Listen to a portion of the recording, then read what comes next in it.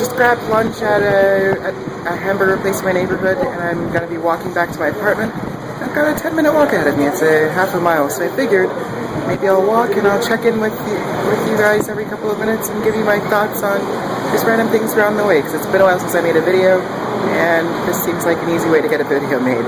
So I'll see you guys in a couple of minutes.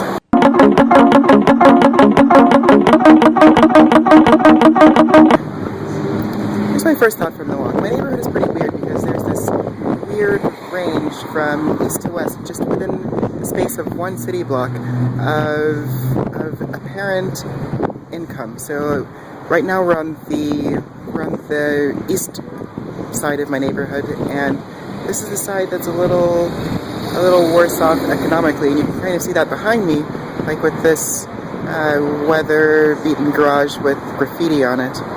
And as we proceed west to the other main street of my neighborhood, things are going to get better. It's I don't think that I've ever lived in a neighborhood where the stratification between income was like just happened that quickly. Usually it's like neighborhood to neighborhood maybe, but what we're talking about here is block to block, which is just really kind of weird.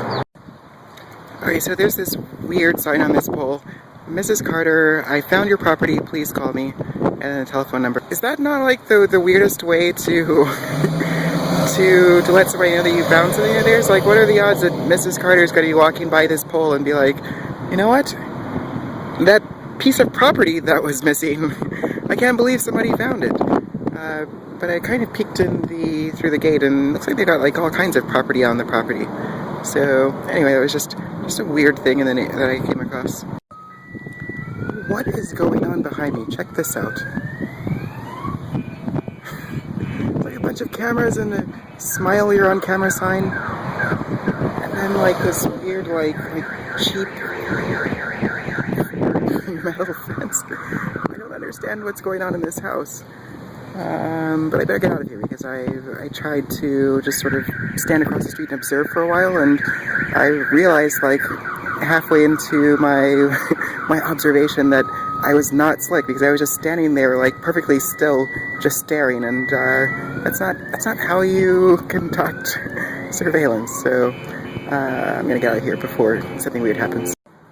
Okay, guys, welcome to the house that time forgot. I'm gonna see it kind of in the rear behind me as I walk past it now. It's just like this really old house with this super old car just sort of parked out back. Here we go. Yeah, it's like this classic car. I don't think it's moved in forever. It is a... Wait, hold on. It's a Phoenix. Oh, it's a Dodge Phoenix. I've never heard of that before. But I swear that like it seems that no one has entered or left these premises in decades. It's just... Okay, we're kind of at the midway point in the neighborhood now. And as you can kind of see, just from looking over my shoulder, the neighborhood is already starting to take on a different character. Like before, there's a lot of like those wrought iron security fences and a lot of just kind of like ramshackle rundown stuff, and now we're getting more toward like manicured lawns, nice hedges, and fewer big security fences. Okay, this is weird. We've got a sign for dogs here. I'm sitting down right now, so this sign is pretty low. So this canine regulation sign is clearly for dogs. Dogs can't read. How are you going to try to make rules for dogs when you know that 99% of them are illiterate? My favorite part is the last item on this list. Must pick up defecation by owners. You want the dogs to pick up the owner's defecation? What is going on? Okay, so check this out. That yard is all ground cover, no grass. So you know what that is? That's a message to kids. You cannot play here because you're just going to be stepping on painful flowers. My favorite part about this too is that like that's all bees. Whoever put this together is raising an army of bees. This is just like, you probably can't see them because I can't get in close enough on them, but That is just, it's just insane. Seriously, it's just all bees in that ground cover. And to what ends? What do you need with an army of bees? You're not monetizing them. I don't see any honeycombs. It's just a freelance army of mercenary bees that you've got here. And now we've reached my street, my part of the neighborhood.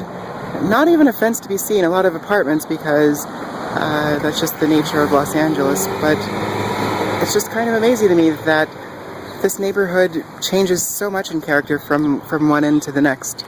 I think that I've lived in LA for a number of years now, and literally like every other neighborhood that I've ever lived in has really, like, between the city blocks, held just one character.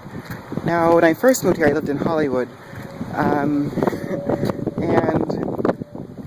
that was an example of an extreme disparity because the neighborhood that I lived in was, like, it was pretty nice. It was quiet, and the neighbors kind of knew each other, but then my friend Cam moved to LA, and he even stayed with us his first couple weeks here, and he loved the area, and so he moved literally like one city block away, and the entire tenor of everything changed. Like, his block had transvestite hookers on the street at nighttime. I remember there was this one time there was like a high-speed chase on TV, and he's sitting there watching it, and he realizes, wait a second, that's my street. So you get like those disparities, just not with the same kind of velocity with which it happens in this neighborhood.